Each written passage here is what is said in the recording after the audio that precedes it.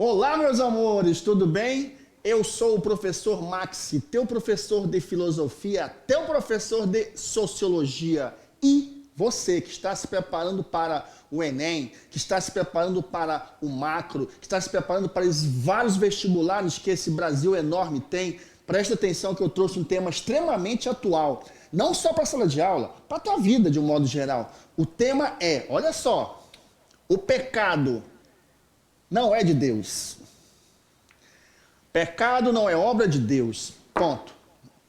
Para eu responder uma assertiva como essa, para eu descrever essa assertiva e justificá-la, eu preciso, antes de mais nada, a gente precisa fazer um recorte histórico aqui.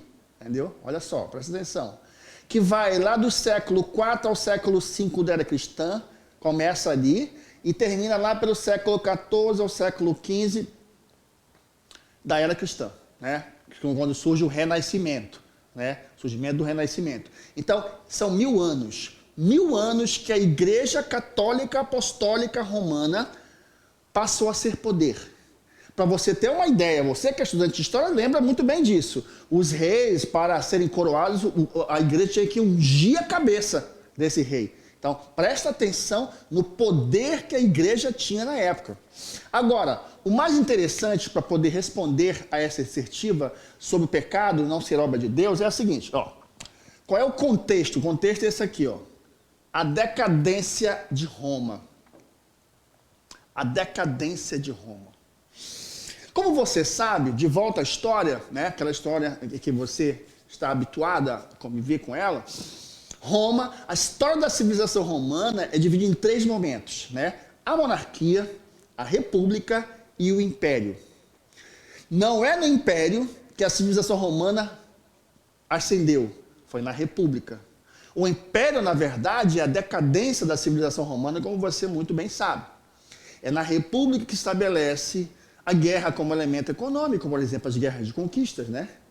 E no império, Max, no império, nós, os cristãos, assistimos filmes geralmente sobre o Império Romano. Por que, Max? Porque Cristo nasceu no Império Romano. Porque eu não posso dizer, olha, existia um cristianismo antes do nascimento de Cristo. Não. O cristianismo nasce com o nascimento de Cristo. A promessa foi cumprida. Esse é o contexto que nós temos aqui. Então, entenda, a decadência de Roma é simultaneamente relacionada, inversamente proporcional, à ascensão do cristianismo. Roma dominava a Europa, países da África, né? Inclusive teve uma extensão muito maior do que a Europa, e todo esse império começou a ruir. O cristianismo começou a ascender. Agora presta atenção, me segue, vem comigo. Vamos viajar para lá, vamos viajar para aquele período específico. Imagina só, existia uma promessa de que Deus ia mandar o filho dele, para o filho dele pagar com o preço da vida dele os nossos pecados. Ponto. Existia essa promessa. Bacana? A questão é que ele mandou o filho nasceu, e aí começaram as maravilhas. Tudo aquilo que era promessa começou a ser realizado, né? Então, morto vai ressuscitar, cego vai enxergar, leproso vai ser curado. Rios que até então não tinham peixes, estavam estéreos de peixes, agora não, tem cardumes de peixe. Água vira vinho e assim vai. Então, senhoras e senhores, nesse período, romanos se converteram ao cristianismo, judeus se converteram ao cristianismo. O cristianismo cresceu de maneira vertiginosa, de forma exponencial. Com as palavras de hoje, internauta, o cristianismo viralizou. Ponto. O cristianismo se torna a moda, né? O cristianismo cresce vertiginosamente. E aí surgem problemas. Como governar uma religião tão enorme como essa? Problema de tal forma que o imperador Teodósio oficializou o cristianismo como religião oficial de Roma.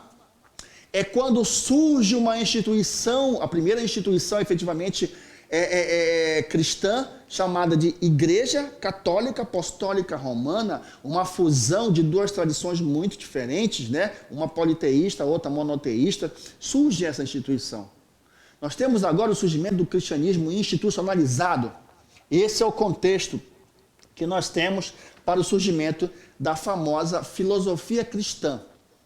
Para eu responder por que o pecado não é uma demanda de Deus, eu preciso recorrer à filosofia cristã, que atravessa justamente esses 1000 anos. Essa filosofia cristã, ela é dividida em 2 grandes sistemas filosóficos. Presta atenção, cabeção, para a tua prova. A patrística, primeira etapa da filosofia cristã, e a escolástica, segunda etapa da filosofia cristã. Hoje, nessa aula inaugural, nós vamos tratar da patrística. Tá? Da patrística. A patrística, como é que surge? Presta atenção, cabeção. A patrística surge através dos apóstolos Paulo e João. Paulo e João constroem o bispado de Roma e surge essa instituição. Quando Paulo e João morrem, coube aos padres da igreja difundir esta filosofia. A palavra padre vem da palavra pai. O padre é o pai da igreja. O pai da igreja. Então, surgiu justamente assim.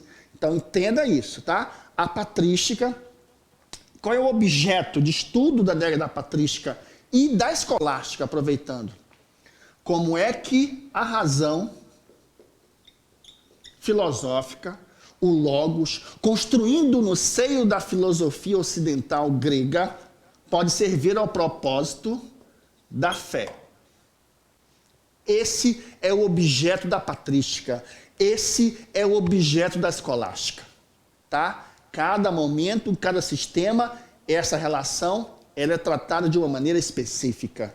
Então, o que nos interessa no momento é como a patrística, responde à demanda do pecado não ser obra de Deus.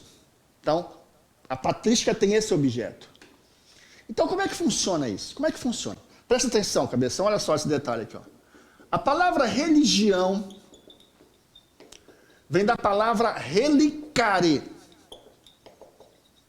que quer dizer religar. Religar o quê, Max? Religar eu que sou finito, meu Deus que é infinito. Eu que sou profano, meu Deus que é sagrado. Eu que morro, meu Deus que é eterno. Pois essa religação é necessária. A religião, ela veio para isso, para religar. Então, por exemplo, como é que se religa? Se religa através de ritual. Todos temos rituais na vida. Todos temos rituais na vida. Não existe uma vida sem ritual. Ou seja, inclusive, os próprios ateus têm seus rituais. Né? Tem esses rituais. Esses momentos de espiritualidade. Tá bom? Então, olha só. Quando você, por exemplo, procura uma sinagoga, quando você procura uma igreja católica, quando você procura uma igreja protestante, quando você procura um terreiro de Umbanda, você foi lá nesses lugares para religar, para ritualizar, para reenergizar. Então, era preciso, a religião vem obrigatoriamente vinculada à religação, né? Vinculada à religação. E toda religião tem os seus dogmas. Seus dogmas. Ponto. O que quer dizer um dogma, Maxi? Um dogma, meu amor. Um dogma quer dizer uma verdade incontestável. Pronto. Não é para você duvidar, analisar, é para você crer. Exemplo, Deus vai mandar o filho dele para ele pagar com o preço da vida dele os nossos pecados. Isso é um dogma. Ele vai nascer, ele vai crescer, ele vai morrer e no terceiro dia ele vai ressuscitar. Isso é um dogma. Pai, Filho, Espírito Santo, a Trindade é um dogma. Creia ou não creia. Então, dogma é uma verdade incontestável. A questão é que se toda religião ela é composta de dogmas, como é que se defende um dogma, por exemplo? Como é que você protege os dogmas da tua religião para que os teus fiéis não acabem não saindo da tua religião indo para outra religião? Como é que você faz isso? Já que no contexto da ascensão do cristianismo, outras religiões também, religiões orientais, começaram a invadir os territórios da Europa, os territórios dominados pelos romanos. Um dogma se defende de duas formas. Ou pela guerra, mas que não é o caso, porque no Império Romano as guerras acabam, não tem guerra, agora as relações diplomáticas prevalecem, ou por argumentos. Você defende um dogma, ou pela guerra, não serviu a guerra porque o contexto não havia mais guerras, né? Então vai ser como? Pelo argumento. É aqui a chave. Essa é a chave do enigma. A filosofia grega construída por Sócrates e Platão vão ser extremamente eficientes para o projeto da fé. A filosofia... Então, por exemplo, o Sócrates e o Platão são filósofos de argumentação. O diálogo socrático, né? O diálogo platônico, o diálogo é um método platônico do uso do argumento, do uso da argumentação como maneira de explicitação de sua filosofia, né? Para Sócrates e Platão. Pois essa filosofia argumentativa, fundada num logos, fundada numa retórica, fundada numa oratória, vai servir ao propósito da fé.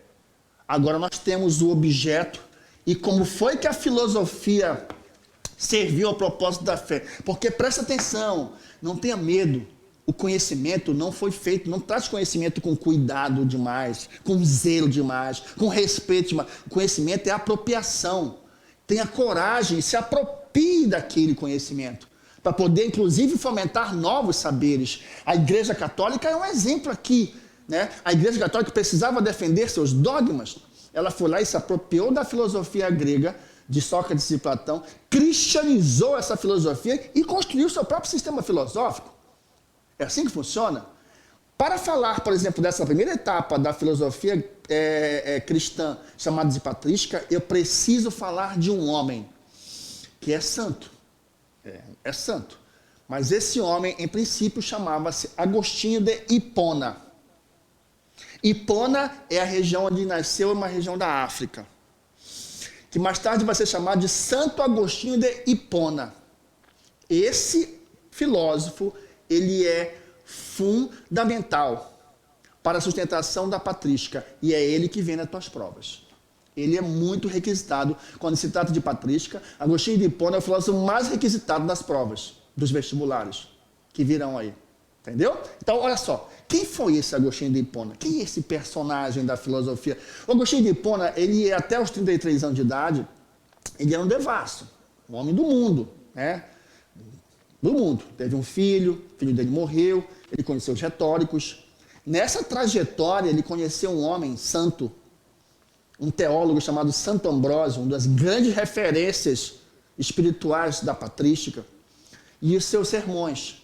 É quando Agostinho de Hipona, ele passa a ser cristão, se converte ao cristianismo.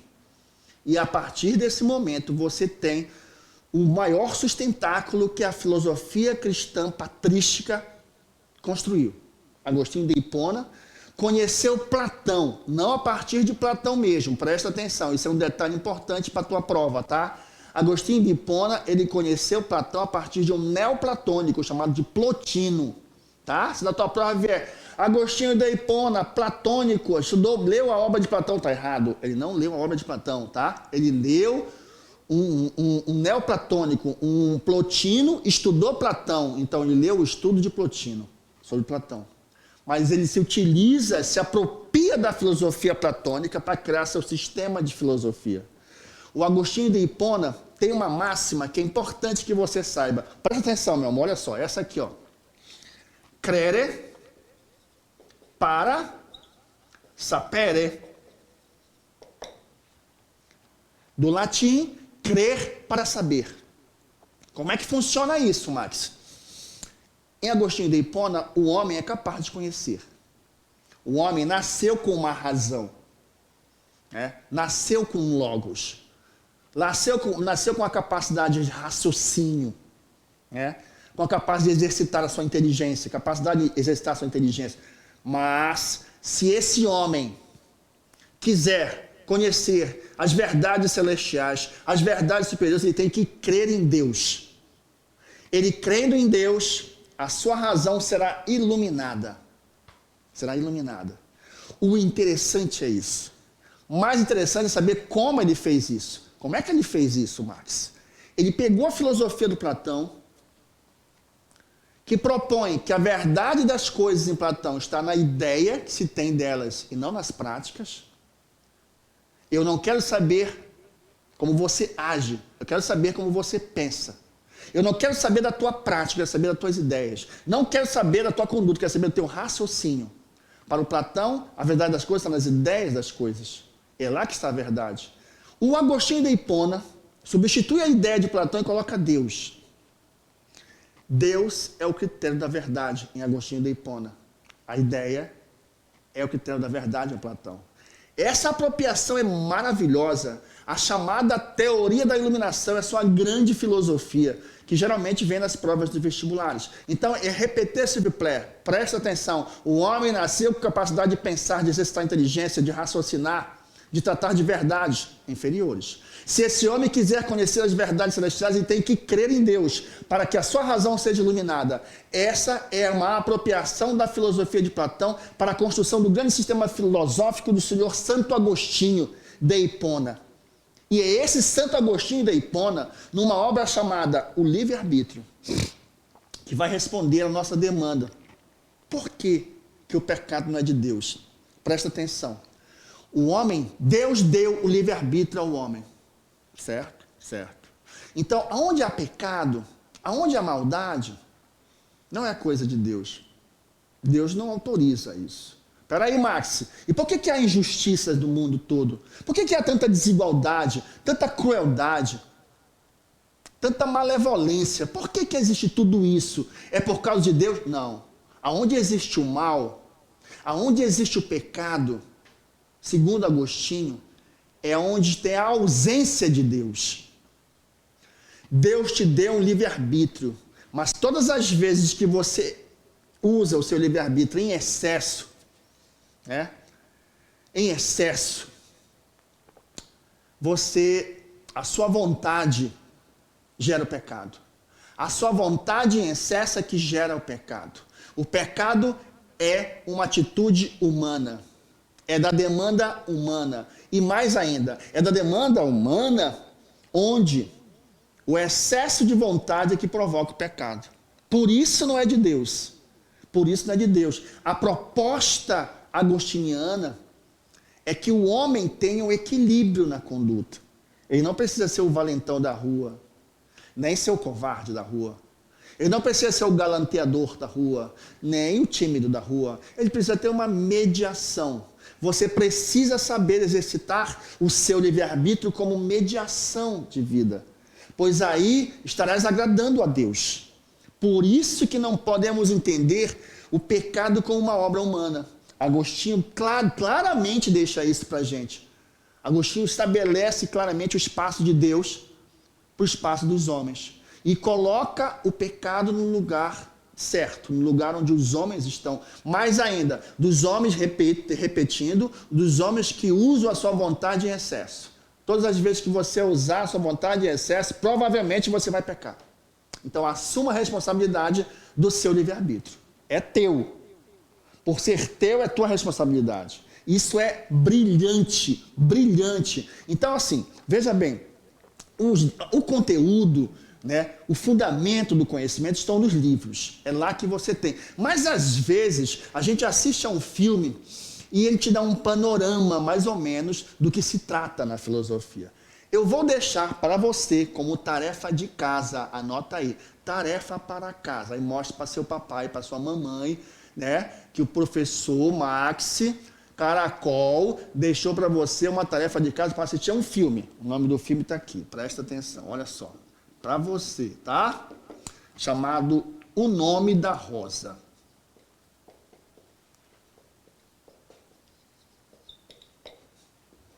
É um filme fantástico. Quem gosta, por exemplo, de filme policial, vai se adaptar muito bem aqui. Para quem gosta, por exemplo, de filme com tramas, aqui também temos. Mas, fundamentalmente, esse filme é baseado num romance chamado O Nome da Rosa, de um filósofo italiano que morreu uns 5 anos atrás, um grande filósofo chamado Umberto Eco. E esse livro trata, não vou te dar o spoiler do filme não, tá? Esse livro vai te mostrar um cenário de como é que a igreja tinha poder e como, por exemplo, em seus mosteiros, o conhecimento travava seu conhecimento lá. Obras fantásticas estavam sendo traduzidas ali e a trama se dá aí, né? E você vai ver o poder da igreja, você vai ver a filosofia escolástica aparecer. A sugestão é que você assista esse filme, né? É um período que você precisa e pode te ajudar na tua compreensão. Eu agradeço a oportunidade. Nós, do curso aqui, Paulo, propomos o seguinte: mantenha distanciamento social, use máscara, use álcool em gel, proteja, porque não tem valor maior hoje do que a vida. A vida vale tudo. Muito obrigado por tudo. Até a próxima.